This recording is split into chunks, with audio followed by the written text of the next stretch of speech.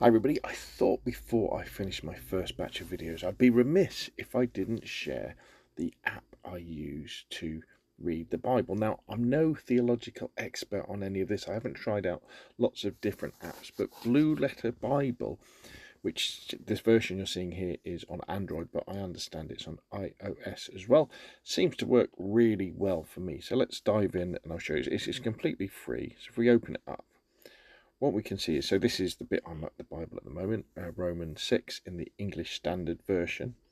What you can do is you can go to like My Bibles, and you've got loads and loads of different Bibles. So what I did, the reason why I started reading the ESV was because I just did a Google search and said, what's a simple Bible to read in terms of the language, and the ESV was recommended a few times, so I've started reading that and I got on with it very well.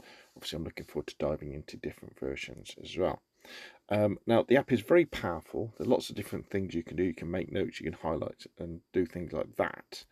But what I really like as well is that as I'm reading along, lots of the Bible is pretty heavy going, and especially the Old Testament and big chunks of the New Testament as well. And sometimes you think, well, what does this mean? Or even simple things in the Gospels or Acts. You'll read something and think, well, I don't really understand that.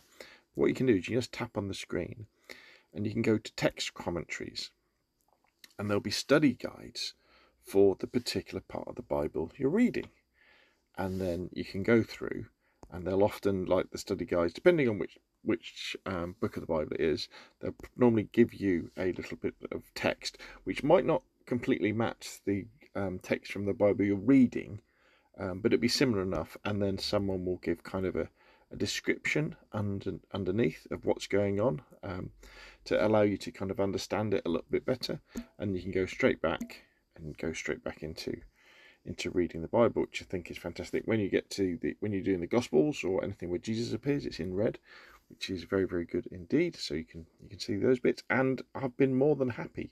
Whenever I get 5 minutes, I can just turn this on. It remembers where you are. You can easily go backwards and forwards. You can tap. You can get into your text commentary, so you can figure out what's going on.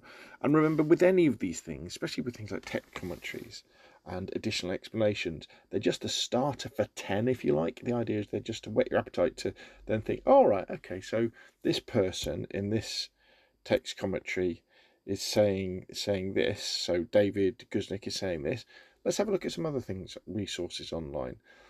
Because remember, the Bible, when it was written with inspiration by God. But it wasn't written by God, it was written by men, and men have free will, which means there's always a chance for errors. And of course, the Bible that we have today is a copy of a copy of a copy of a translation of a copy of a translation of a copy of a copy of a copy.